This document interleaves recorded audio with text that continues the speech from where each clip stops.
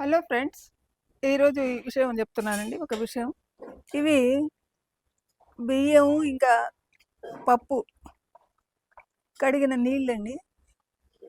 నేను 15 రోజులకు ఒకసారి ఇడ్లీ పిండి దోశ పిండి 2 రుబ్బుకుంటాను. అది 15 రోజులకు వస్తుందండి. అప్పుడు చాలా ఉంటాయి కదా, అందువల్ల చిక్కటి నీళ్లు చాలా వస్తాయి.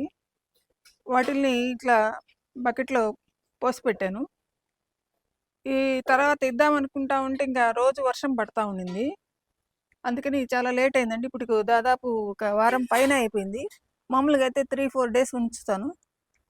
చూడండి ఎట్లా వచ్చేసినాయో, గంజిలాగా వచ్చేసాయి నీళ్ళు. చూపిండి, గంజిలాగా తెల్లగా ఎట్లా ఉన్నాయి చూడండి.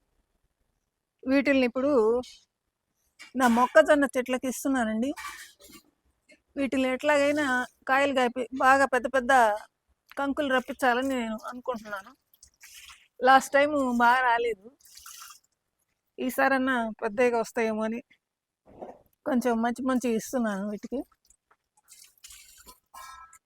ఇక్కడే ఇంకా కలర్ క్యాప్సికమ్, బెల్ పెప్పర్ ఉన్నాయి చెట్లు, చిన్న చిన్నవి.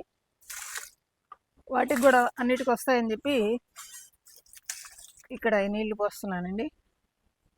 బెల్ పెప్పర్ నేను విత్తనాలు తెచ్చి ఇక్కడ వేసాను, కొన్ని మొలిచాయి.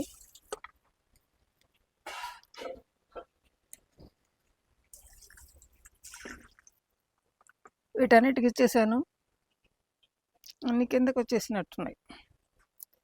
సర్లేండి, ఏం చేస్తాం. అదండి, ఈ నీళ్లు చాలా బలం కాబట్టి వీటికి పోసాను. చూడాలి ఇంక మొక్కజొన్న కంకులు ఏ విధంగా వస్తాయో. అదండి.